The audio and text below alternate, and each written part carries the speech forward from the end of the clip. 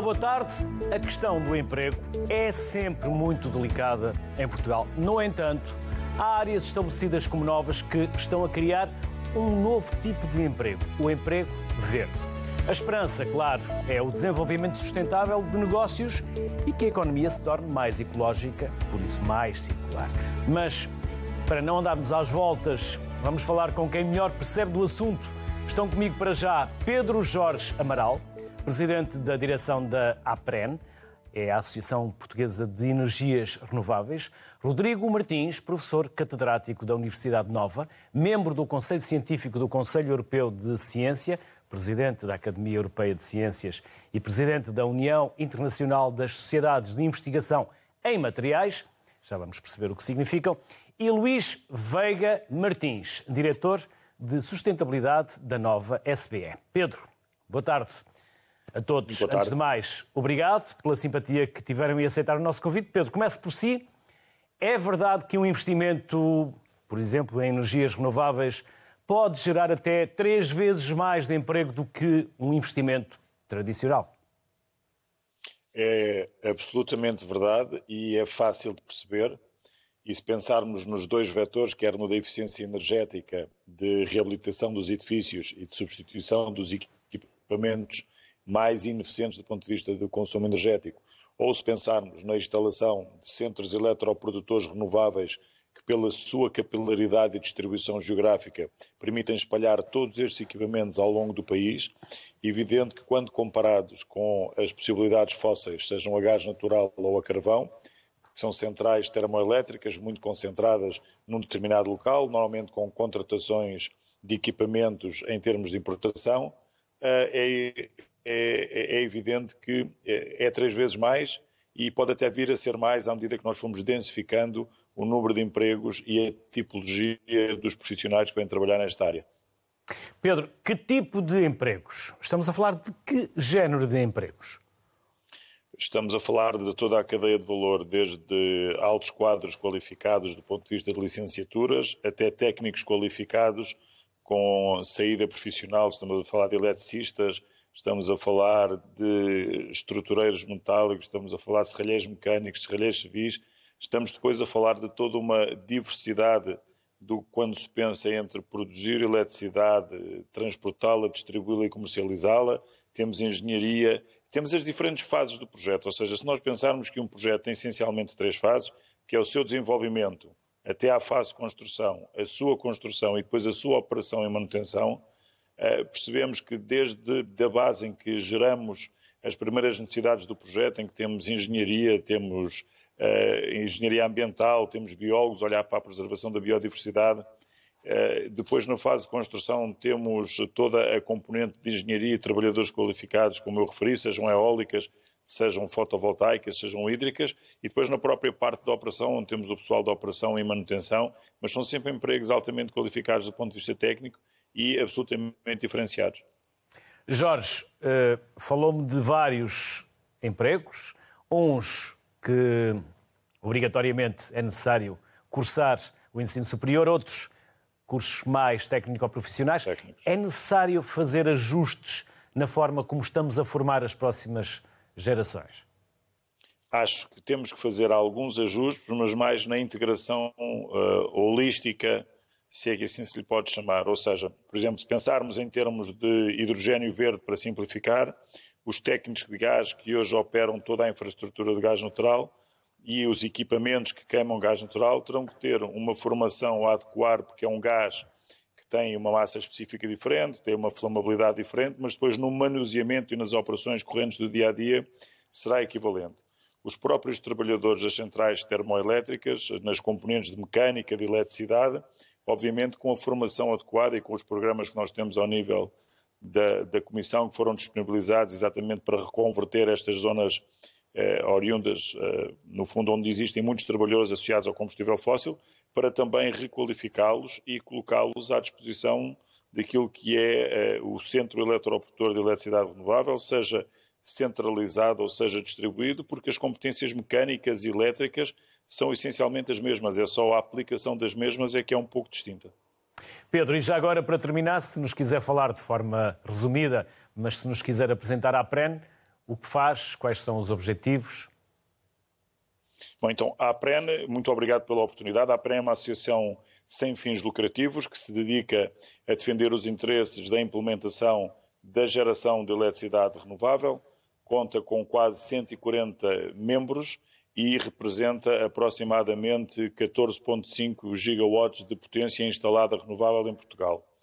E temos feito muito trabalho aqui ao nível da literacia energética, do desenvolvimento dos conteúdos, da clarificação daquilo que pretendemos contribuir para esclarecer as pessoas do que isto é, para não estarmos sempre associados a coisas negativas que muitas das vezes são, às vezes, mal explicadas por algumas participações da sociedade civil e, portanto, a nossa expectativa é continuar a dinamizar o setor, contribuir para que ele seja um dos vetores para a recuperação da economia, uma vez que saiamos desta recessão agressiva em que estamos inseridos, uma vez que esperemos o processo de vacinação comece a estar devidamente alinhado e o turismo poderá demorar um pouco mais a recuperar e nós aqui na componente da instalação de centros eletroprodutores e na componente de eficiência energética temos a possibilidade de recuperar muito do emprego perdido com reconversão e com novas contratações. Pedro, muito obrigado pelo tempo que nos dedicou. Parabéns pelo trabalho que vem desenvolvendo. Felicidades e até uma próxima oportunidade. Obrigado. Muito obrigado pela oportunidade. Até breve, foi um prazer. Rodrigo, há pouco apresentei-o com vários títulos, com várias funções, mas gostava que me explicasse uma em especial, se me permite. Presidente da União Internacional das Sociedades de Investigação em Materiais. O que significa? É uma sociedade internacional que corresponde a agregar todas as sociedades que existem no mundo e que investigam materiais. Portanto, neste caso é o chapéu de chuva de 14 associações. Dessas 14 associações estão espalhadas, o enfoque é na Ásia, é exatamente na China, e temos qualquer coisa como 200 milhões de seguidores, dos quais 100 milhões é na China. Os Estados Unidos, Brasil, Rússia, Japão, Tailândia, Indonésia, Taiwan, Europa, África. Nós temos um grande carinho por África. Depois temos o México também, é uma das sociedades que integra, uma das sociedades que integra o IOMRS. Temos Singapura, onde estão os nossos headquarters. Temos dois headquarters, temos um em Singapura, que é a parte administrativa, por questões políticas, e temos um outro sediado na China, pois fizemos um movimento dos headquarters por questões operacionais dos Estados Unidos para Singapura. Rodrigo, 19 prémios nacionais e internacionais, mas gostava que me falasse, se possível, nestes painéis portáteis, painéis solares portáteis. Esta última grande notícia. É qualquer coisa que a gente vem a desenvolver. Se lembra, eu falei consigo há 4 ou 5 anos atrás, quando nós fizemos a primeira célula em papel, e desde aí o nosso âmbito, secundando aquilo que foi dito pelo meu antecessor, todo o desenvolvimento que a gente queira fazer em termos tecnológicos tem por base a energia. Mas a energia neste momento tem um custo social muito grande, ou seja, o cidadão começa a pôr em causa se de facto vale a pena pagar tão caro a energia que tem. Portanto, é necessário, se nós queremos ter de facto a tal economia verde, garantir que nós possamos produzir dispositivos que façam conversão direta da energia solar a custos muito menores. Para isso, só há uma forma.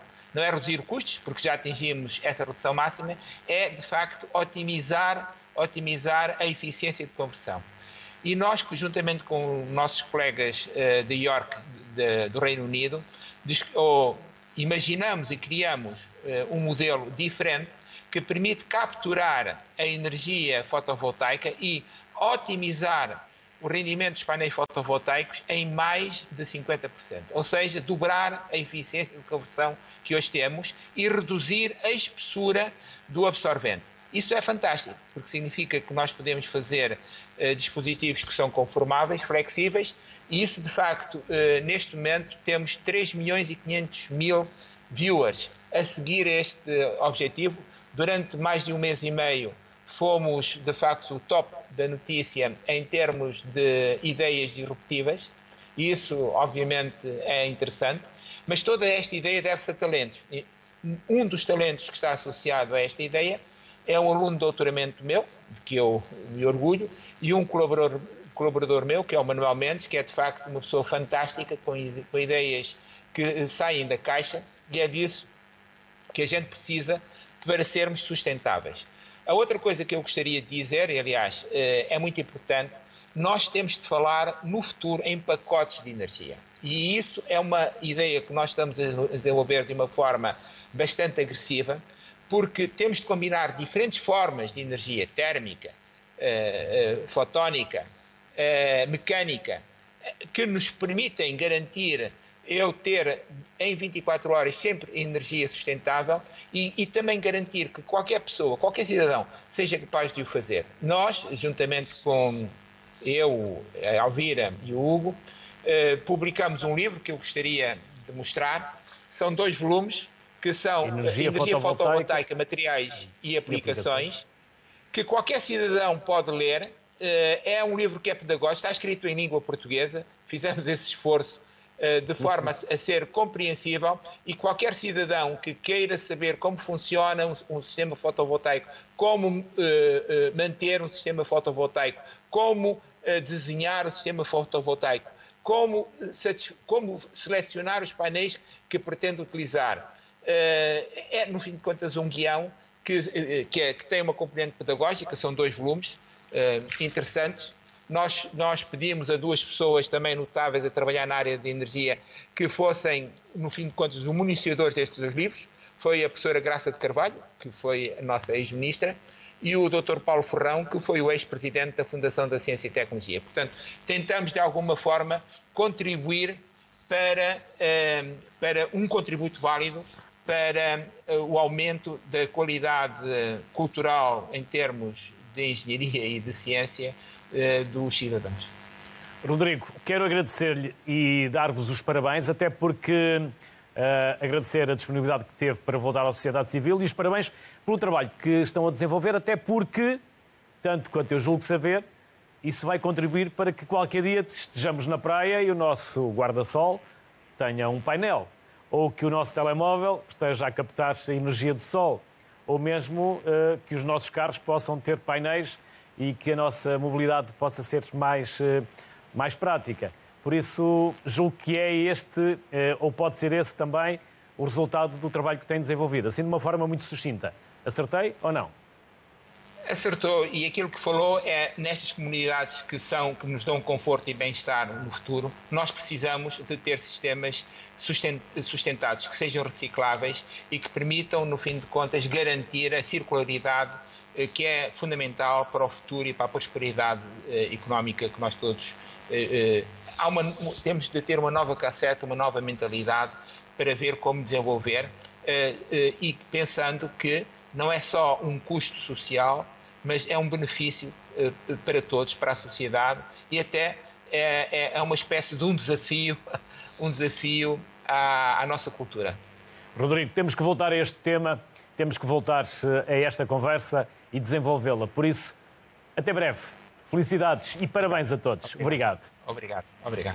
A OIT, a Organização Internacional do Trabalho, agência das Nações Unidas, não tem dúvidas. Empregos verdes é o caminho. Worldwide, there's been rapid urbanization and job growth, leading to more demand for resources and services. But this has come at a price.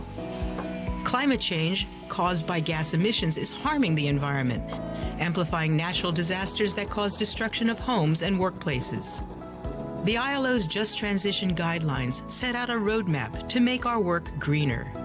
These guidelines present measures to foster a prosperous, environmentally sustainable society. A key part of this just transition is investing in green jobs that help to restore the environment and fight climate change. Green jobs mean a voice at work, equality, fair income, and safe working conditions. They are defined as decent jobs that are also good for the environment. Green jobs strive to increase dialogue between workers, employers, and governments. Together, they can create strategies, policies, and regulations for a greener and fairer economy. The ILO supports the creation of green jobs, which help to improve energy efficiency, limit gas emissions, and minimize waste and pollution. They are a key part of climate change prevention, mitigation, and adaptation. By making our work greener, we can build a better, more sustainable future for women and men around the world.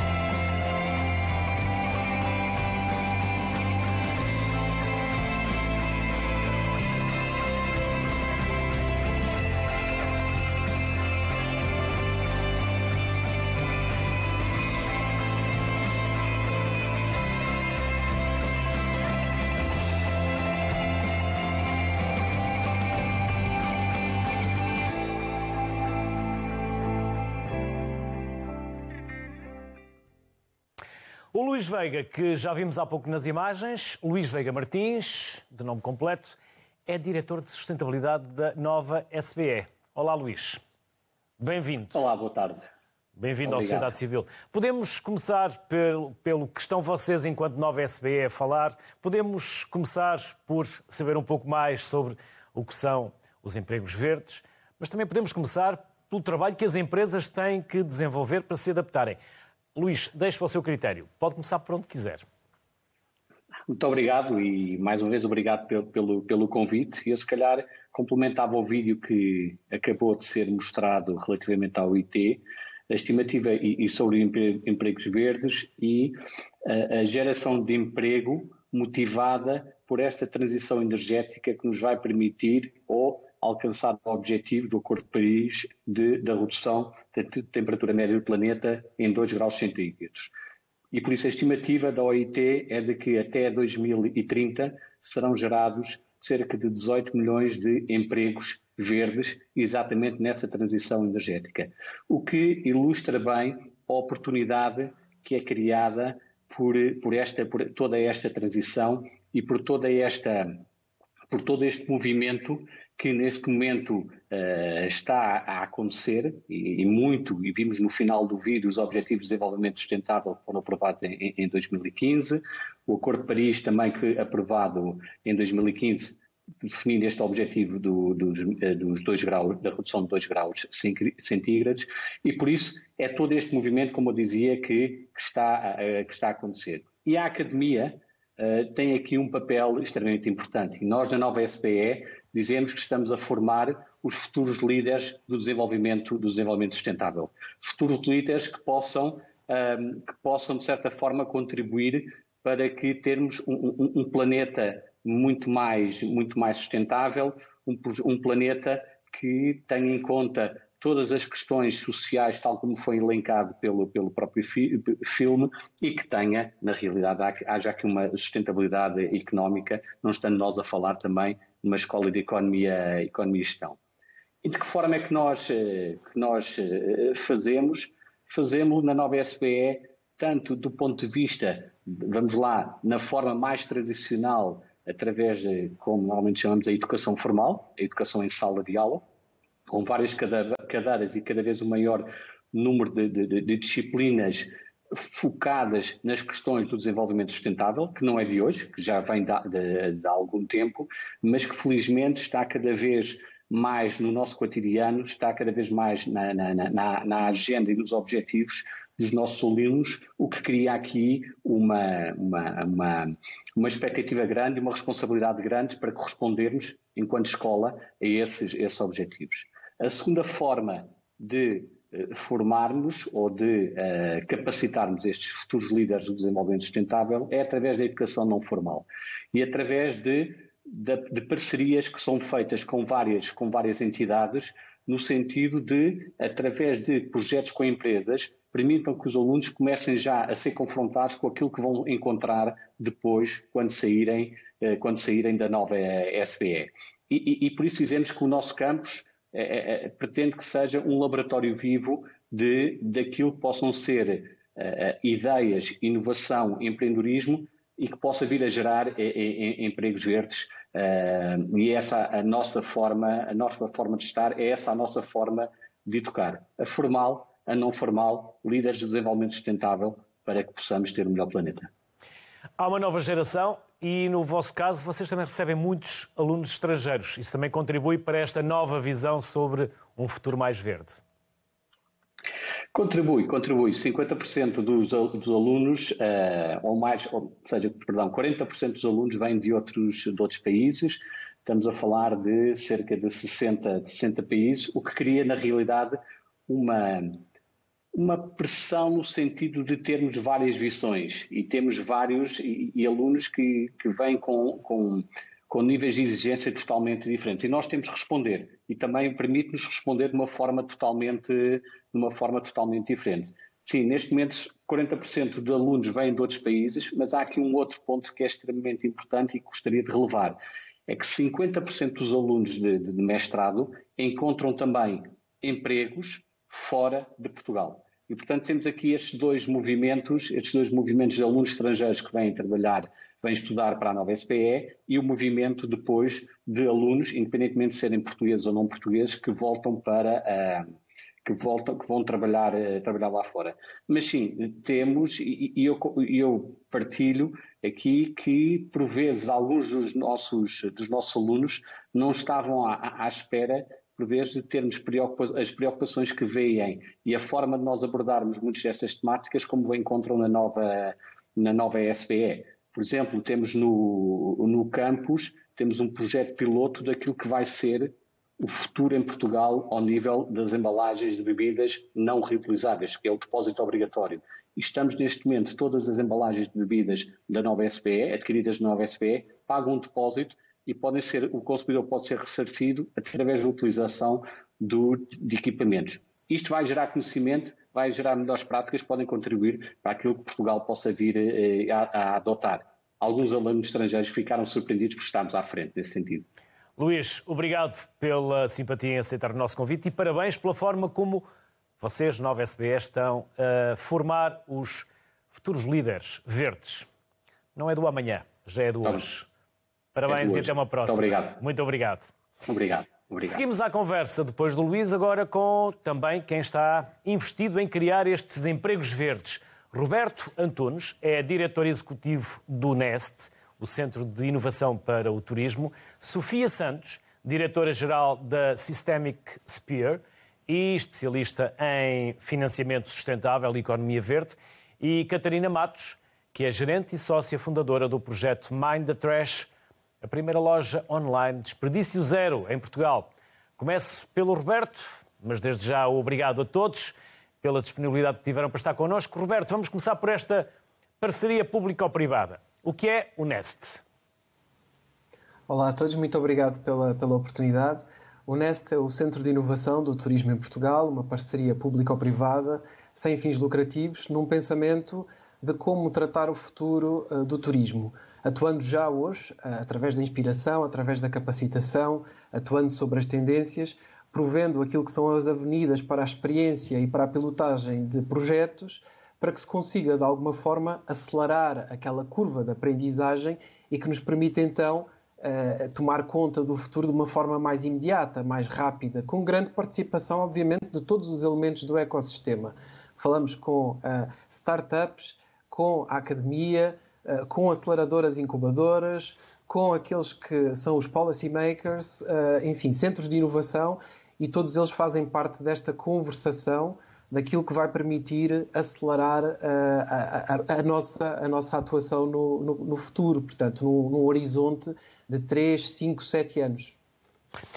Roberto, e há um projeto piloto, há um laboratório, digamos assim, que é o laboratório do futuro, mas que está a ser aplicado fisicamente, onde e como?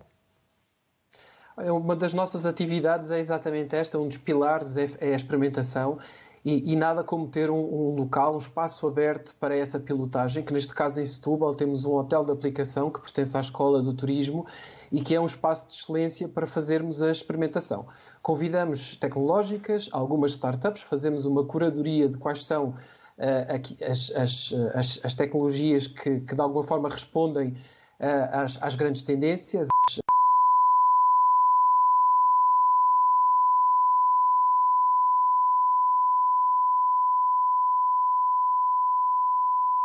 Estamos a implementar com uma das startups que se chama Neutral, um sistema que consegue captar toda uma informação da utilização de água em todos os possíveis terminais, em todas as torneiras ou bocais de água, e que essa informação é utilizada na própria gestão do próprio hotel, e também faremos pilotos de como podemos traduzir isto em informação interessante para o hóspede, saber exatamente quanto de água que consome, eventualmente até fazermos alguns pilotos como o preço do próprio quarto estar indexado ao nível de consumo ou premiar um consumo abaixo da média. São alguns dos exemplos de pilotos e de experiências que fazemos e que faremos nestes espaços e cuja aprendizagem queremos depois disseminar por todo o setor. Fazendo disto uma oportunidade, lá está, do que eu disse há pouco, de que a gente parta de um nível de entendimento e de conhecimento mais avançado do que se fosse no seu curso natural, portanto, deixado um pouco à experiência aleatória de cada um. E por isso é que um centro de inovação tem exatamente esta incumbência e por isso é que procuramos e temos em sede estes espaços de pilotagem. Roberto, obrigado. Parabéns pelo trabalho que tem desenvolvido e obrigado mais uma vez também pela simpatia em aceitar o nosso convite. Obrigado. As maiores felicidades. Obrigado pela oportunidade. Saúde. Luís. Obrigado. Muito obrigado. A Sofia é a nossa próxima convidada e é a diretora-geral da Systemic Sphere, como apresentei há pouco.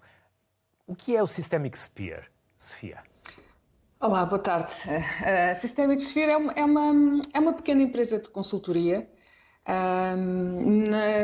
Consideramos como agentes de mudança, mais do que como consultores. Consideramos que somos parceiros das organizações com quem trabalhamos para as ajudar a realizar esta transição para uma economia mais verde, para um sistema financeiro mais sustentável, mais amigo do ambiente. Portanto, neste momento somos 3 pessoas a caminhar para 5 e o que eu tenho de dizer é que no último ano, apesar do Covid, de facto aumentou imenso a procura de projetos desta natureza. Portanto, nota-se aqui um crescimento acelerado das empresas em quererem estar mais alinhadas com as questões ambientais. Também surgiu mais regulação até ao nível do setor financeiro. Portanto, a Comissão Europeia tem vários regulamentos a entrar em ação agora em que vêm a obrigar o setor financeiro a reportar como é que estão a incluir os riscos ambientais e sociais na análise do risco, nos investimentos que fazem. E, portanto, temos um crescimento de parceiros, porque é assim que nós gostamos de trabalhar. Nós somos parceiros das organizações com quem trabalhamos e trabalhamos desde universidades, apoiamos o ISEG, apoiamos também o ISEG ao nível da Presidência sobre os temas da sustentabilidade, com algumas autarquias, com algumas instituições financeiras, com outras empresas relacionadas aos serviços de ecossistemas. Portanto, vamos ajudando quem procura ajuda para conseguir caminhar de forma mais acelerada e ter os sistemas de gestão mais alinhados com esta economia verde. Sofia, e esses sistemas de gestão necessitarão de competências verdes? Estão também as universidades, o ensino, a fornecer essas competências aos futuros técnicos e líderes das empresas? Pois, essa é uma questão muito importante, porque atualmente De uma forma geral, as universidades acabam por ter algumas cadeiras sobre ética e sustentabilidade ou sobre sustentabilidade, mas algumas delas ainda são facultativas e, portanto, ainda não há uma inclusão obrigatória nos currículos sobre o tema de forma estruturada. E, portanto, existem, então, optativas e, portanto, os alunos têm de estar naturalmente enviesados para quererem escolher essas cadeiras. Depois, o que nós temos é cursos para executivos ou algumas pós-graduações específicas para esta matéria, mas para isso é preciso ter algum poder de compra. E, portanto, o que eu acho é que atualmente está-se a correr o risco de não se estar a democratizar o acesso ao conhecimento da sustentabilidade, correndo o risco de nós estarmos a criar ainda potencial desemprego para o futuro. Ou seja, se todos nós falamos que a sustentabilidade é o futuro, então todas as universidades, a todos os níveis, devem ter algum tipo de informação sobre sustentabilidade e devem dar essa formação aos seus alunos. Se isso não estiver democratizado e tendo em conta que tudo indica que uma grande maioria dos empregos serão verdes de futuro, um futuro próximo, então se atualmente só quem tem algum poder de compra é que consegue aceder a essa informação, então significa que podemos estar a correr o risco de estar a criar ou estar a induzir a algum desemprego futuro, porque só aqueles com algum poder de compra hoje é que conseguem aceder a essa informação.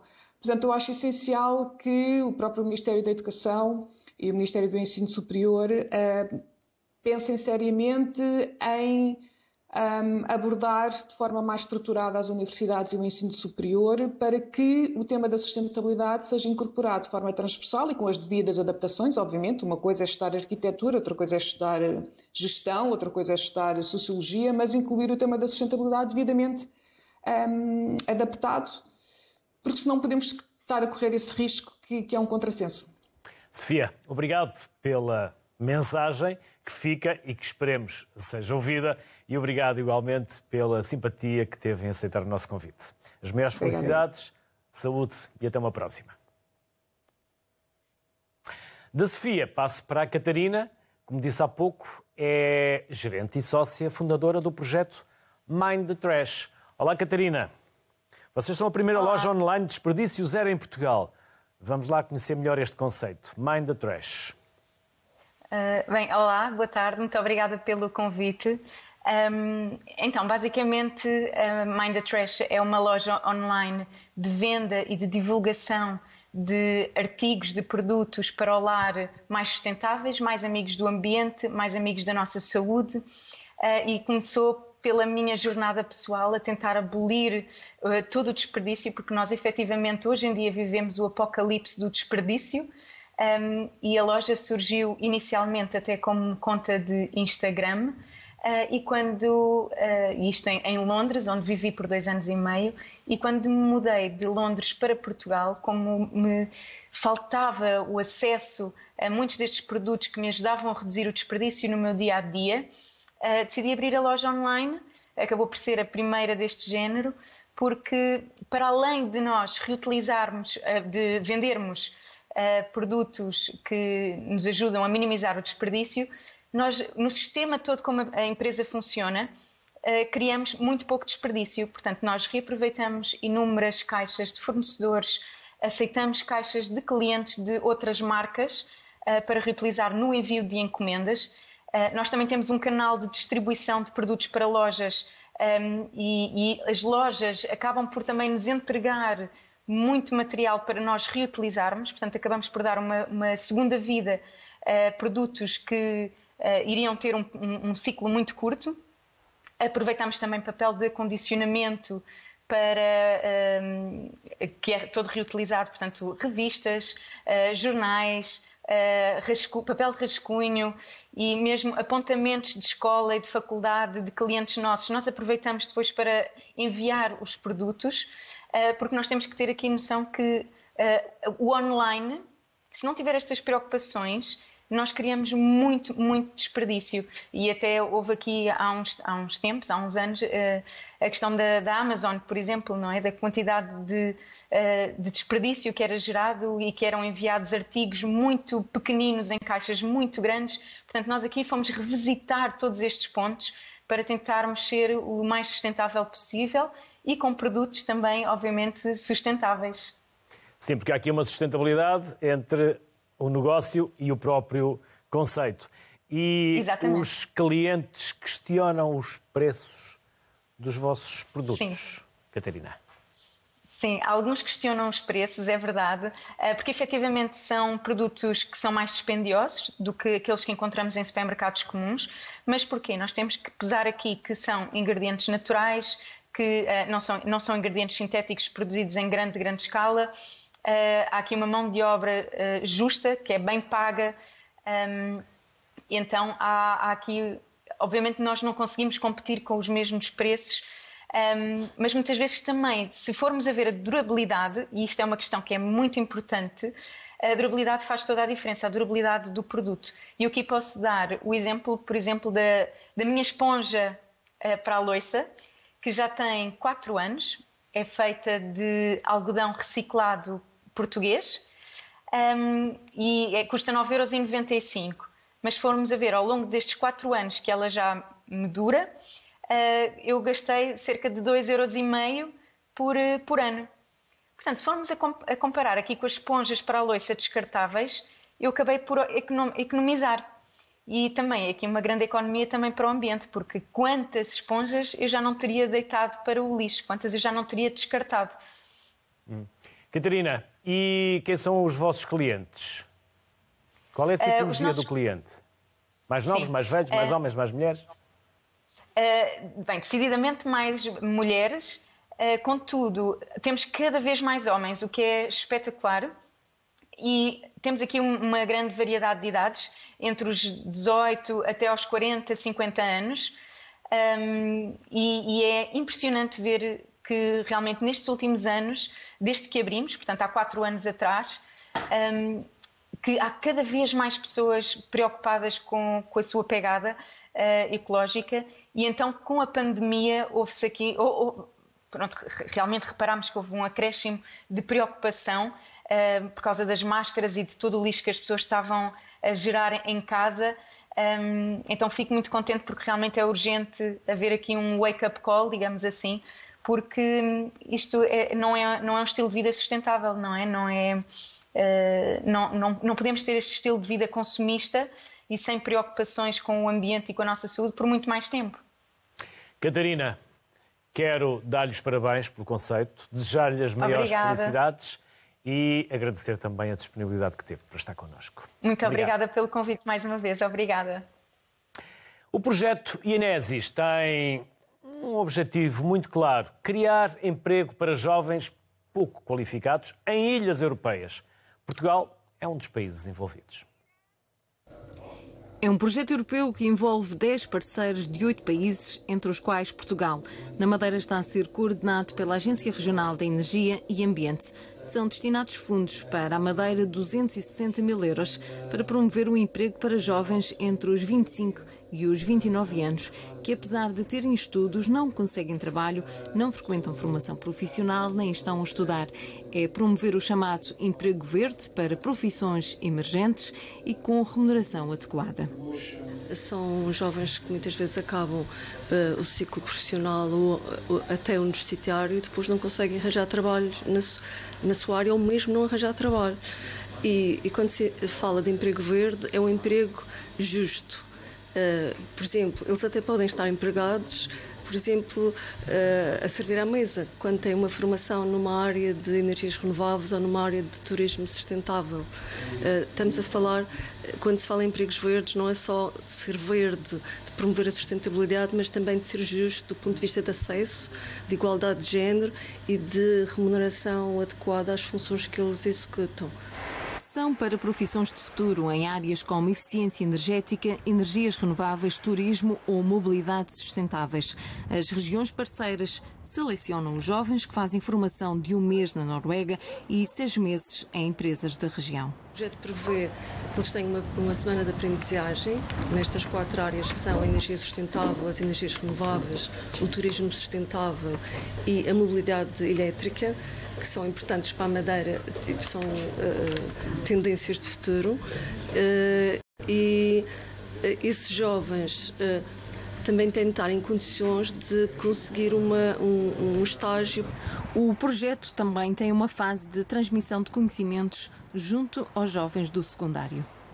Tentar promover junto das escolas, junto dos políticos, os resultados do projeto e o material de aprendizagem que for desenvolvido para se conseguir, junto às escolas secundárias, transmitir aos jovens quais são as tendências futuras de mercado, para eles ficarem alerta quais são as profissões do futuro, para que não se venham a tornar netos. Isso é o principal objetivo do projeto. Dá pelo nome de Rede de Emprego Jovem para a Sustentabilidade Energética em Ilhas.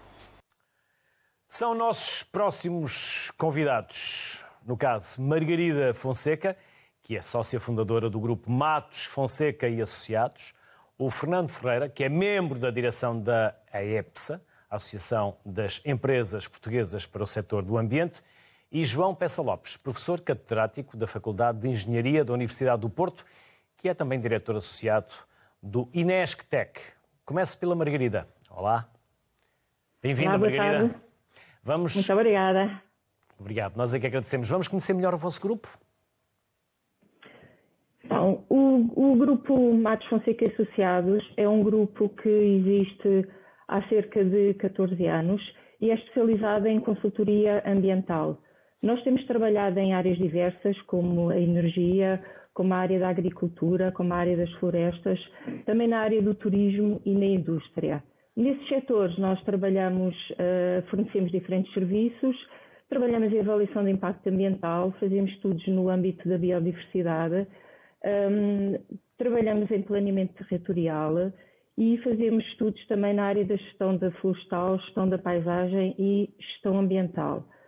Nós temos também trabalho a nível internacional, temos trabalhado em Angola, em Moçambique, temos trabalhado também em São Tomé e Príncipe, na Roménia, e de facto englobamos um conjunto de 20 pessoas. Neste momento no grupo já trabalham 20 pessoas diretas, indiretamente temos outros subcontratados, temos pessoas que são nossas parceiras de especialidades, de diferentes especialidades e que acabam por engrossar aquilo que é a nossa mão de obra. Trabalhamos muito nas áreas das energias renováveis e tentamos sempre trabalhar desde a gênese do projeto até ao seu fim de vida, o que nem sempre é fácil porque nem sempre nos dão a oportunidade em termos de consultoria ambiental, nós acompanhamos todo o ciclo de vida dos projetos. E os projetos devem ter sempre em conta os fatores ambientais. E isso começa a ser uma realidade, um dado adquirido, ou ainda é necessário, como com o trabalho de consultoria, levar esse conhecimento até aos decisores? Os projetos, de facto, deveriam começar desde a sua gênese a ter em conta a componente ambiental. Muitas vezes o que se passa no nosso país é que a componente ambiental, quando entra em muitos casos quando os projetos são sujeitos a regime de avaliação de impacto ambiental, portanto são englobados pelo regime jurídico de avaliação de impacto ambiental e nessa altura até pode já ser uma fase tão avançada do projeto que já há decisões que foram tomadas e que podem não ser as mais corretas do ponto de vista ambiental. Vou dar como exemplo um projeto que vai dar origem a uma energia verde. Por exemplo, um projeto de uma central solar. Um projeto deste tipo, se a consultoria ambiental só entra na fase de início de desenvolvimento do estudo de impacto ambiental, podem ter sido já tomadas opções que em termos ambientais não são as mais corretas, como por exemplo a escolha do próprio local. Um projeto como o de uma central deste tipo, que no fundo vai produzir uma energia, chamadas energias verdes, pode ter impactos ambientais no seu caminho bastante graves, se a componente do ambiente não for levada em conta desde o início. Portanto, desde a gênese, desde a concepção, deve haver pessoas ao longo de todo o processo que vão ponderando e incluindo a componente ambiental. No fundo, é uma componente transversal na nossa sociedade, em todos os setores, em todas as áreas e ao longo de todo o ciclo de vida de um projeto. Margarida, as maiores felicidades, os maiores sucessos, felicidades para todos, com muita saúde e um enorme agradecimento pela disponibilidade que teve em estar connosco aqui no Sociedade Civil. Muito obrigada eu. Da Margarida para o Fernando, porque vou perguntar ao Fernando, já agora, se nos pode dar uma ideia de quais são as empresas na área, no setor do ambiente que temos em Portugal. Boa tarde. Na EPSA nós temos empresas que representam as diferentes áreas, desde os projetistas às empresas de fornecimento de equipamentos, empresas de gestão, quer no setor da água e das águas residuais, portanto no ciclo urbano da água, quer nos resíduos. Fernando, e vem aí um enorme desafio com a chamada bazuca, com esta transição energética. Estão as empresas portuguesas, e já agora se estão, como estão a fazê-lo, nesta transição também a elas de modelos empresariais para aquilo que vai ser a realidade futura? Ou, aliás, que já é uma realidade presente em muitos casos. Ora bem, é com certeza com alguma expectativa que nós aguardamos pelas decisões que inevitavelmente vão ser tomadas. Mas repare, a AEPSA, a Associação das Empresas Portuguesas, tem hoje 42 associados. Estas 42 empresas trabalham no setor, trabalham para o ambiente há várias décadas. Foram estas empresas capazes de criar, ao longo dos anos, mais de 10 mil postos de trabalho diretos. Costumamos, na EPSA, designar estes empregos como os empregos verdes de primeira geração. Com o seu contributo, foram os principais responsáveis pela melhoria dos impactos ambientais para patamares cada vez mais sustentáveis. No entanto, vamos ter pela frente desafios globais que vão exigir uma contínua melhoria da eficiência dos recursos, assegurando uma maior resiliência dos ecossistemas e da biodiversidade. Isto conduzirá à criação de novos empregos, que por analogia chamamos os empregos verdes de segunda geração, e vão ser estes novos empregos que suportarão os novos desafios, as novas metas, aquilo que tem estado em cima da mesa, a descarbonização da economia, o alinhamento com o Pacto Ecológico Europeu, a transição energética, a economia circular, e que irão colocar naturalmente o ambiente no centro dos projetos. As empresas privadas do setor foram acumulando ao longo dos anos um enorme know-how operacional, têm hoje competências muito especializadas e conhecem muito bem os desafios que se colocam ao setor. Por isso, estas empresas têm sido os principais precursores em Portugal da inovação, do desenvolvimento de novas tecnologias para níveis mais elevados de eficiência. No entanto, sabemos que os grandes projetos para o setor do ambiente, nacionais e europeus, têm sido muito alavancados em fundos comunitários. O histórico diz-nos que estes fundos europeus têm sido dirigidos principalmente para o setor público, pelo que o desenvolvimento das empresas do setor do ambiente e o seu potencial de empregabilidade estará muito pendente do que o Governo decidir quanto à atribuição dos fundos ambientais. Porque isto é uma constatação. Quando há fundos europeus, as empresas privadas têm sido preteridas em favor do setor público. Acedem a uma percentagem residual dos fundos europeus que são disponibilizados. Como todos sabemos, o tecido empresarial nacional é principalmente constituído por pequenas e médias empresas, porque se tornará necessário apoiar também as empresas para fazerem face aos novos desafios. Pequenas e médias, 99%. Pequenas e médias. Exatamente. Portanto, é imperioso simplificar, no nosso entendimento, o acesso às condições de financiamento aumentando a capacidade de investimento das empresas e, assim, assegurando o seu crescimento, a sua capacidade para inovar e serem também elas um suporte do desenvolvimento sustentável que se deseja. Será desta forma possível assegurar a sua competitividade, capacitando-as para melhor resistir aos choques que eventualmente possam vir a ocorrer, para criar novos empregos e assim responderem de forma muito mais robusta aos desafios da estratégia nacional que se vier a definir. E, portanto, é com expectativa que aguardamos por novas informações. Que não seja mais uma oportunidade perdida. Fernando, qual é o setor da população que mais irá beneficiar com estes empregos verdes, com esta economia circular, com esta revolução, digamos assim, que estamos a falar, não só no emprego, como na própria atividade empresarial? Eu diria que o setor onde nos inserimos é, com certeza, um dos setores que irá beneficiar. Qual, Fernando? Não entendi. Qual é esse setor?